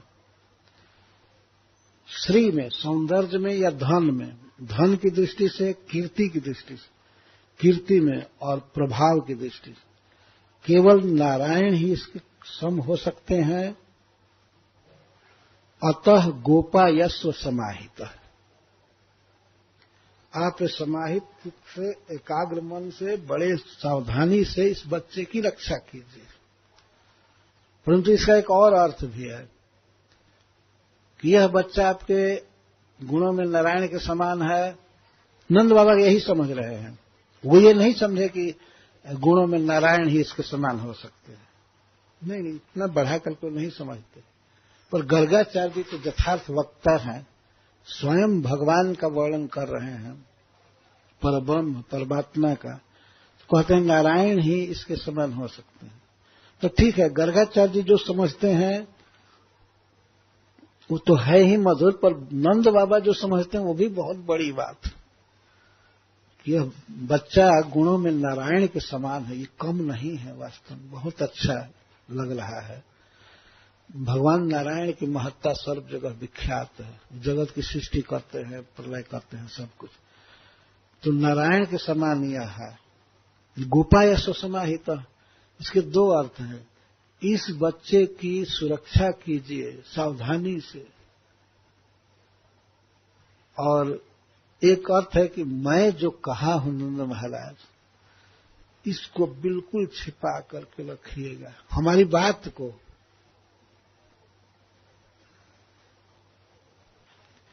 हमारी बात को खोलिएगा मत, कहीं किसी से भी मत कहिएगा।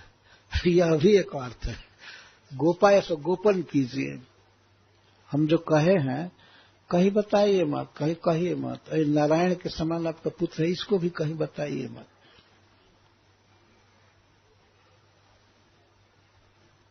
ये भी छिपाइए। ये है नारायण के समान, फिर भी आप छिपा करके रखिए और इसकी रक्षा कीजिए। ये अद्भुत बात है, जब नारायण के समान है तो इसमें बल, पराक्रम, श्री, कीर्ति आदि सब कुछ है, तो अब इसकी रक्षा क्या करनी। लेकिन इसीलिए तो नंद बाबा असली बात समझ न पावे कि यह स्वयं नारायण है, इसके लिए कहे कि खूब ध्यान से रखिए, इसको हिफाजत कीजिए। और गोपायसु का ये अभी अर्थ है, खूब सेवा कीजिए, प्रेम कीजिए। हमेशा रक्षा ही अर्थ नहीं है। गर्गाचार्य जी परम विद्वान हैं, तो एक उनके श्रीमुख से ऐसे शब्द निकल रहे हैं जैसे कई अर्थ होंगे। कृष्ण परम धन है, इस धन को सुरक्षित रखिए, अपने साथ रखिए, या लालन कीजिए, पालन कीजिए, संकट से बचाइए, ये कीजिए, वो कीजिए। यह कहे तो श्री नंद महाराज का प्रेम अपने बच्चे में बढ़ गया और अपने को कृतार्थ मानने लगे। इत्यात्मानम समादिश्य गर्गे च स्वगृहम गते नंद प्रमुदितो मैंने आत्मनो पूर्णम आशीषा। अपने को पूर्ण मानने लगे कि हमें ब्राह्मणों का और गर्गाचार्य जैसे आचार्य का आशीर्वाद प्राप्त है। निश्चित ही मेरा बेटा निरोग रहेगा, सुखी रहेगा, और भगवान नारायण की कृपा से, ब्राह्मणों की कृपा से इसका ऐसा प्रभाव है कि सभी ब्रजवासियों को सुखी रखेगा। अपने को धन्य मानने लगे। तो ईश्वर भाव नहीं हुआ, केवल यही भाव हुआ कि बच्चा बहुत अच्छा है और इतनी कृपा है कि नारायण के सारे गुण इसमें आ गए, भगवान जैसा हो गया, महान हो गया। तो बहुत कुछ संशय भी मिटा। पहले मन में संशय होता था, लेकिन बाद की लीला में आप देखेंगे कि संशय थोड़ा भी गया नहीं।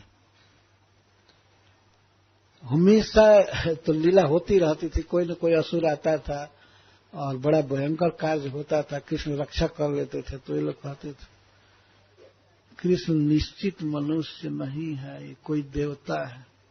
तो ज्यादा से ज्यादा बढ़ाते थे तो देवता तक उठाते थे, भगवान मानने का तो कोई प्रश्न ही नहीं था। यही तो भगवान की लीला में मधुरता है। तृणावर्त के उद्धार तक जो भी लीला थी, पूतना वध आदि की, वो ऐश्वर्य संबलित लीला थी, उसमें ऐश्वर्य बना रहता था। लेकिन अब यहां जो लीलाएं होंगी जैसे नामकरण की लीला और माखन चोरी और रिंगण लीला, जो रेंगने की, बकैया चलने की, इसमें कोई ऐश्वर्य नहीं है। पूर्ण मधुर, केवल मधुर लीलाएं, मुग्ध बच्चे की तरह श्री कृष्ण लीला करते। कभी कभी किसी के पीछे पीछे चलने लगते हैं दोनों भाई, तो पथिक कोई मिल जाता है तो उसके पीछे पीछे चलने लगते हैं। बाद में उनको ऐसा लगता है कि ये हमारा आदमी नहीं है, कोई परिचित नहीं है, नए आदमी।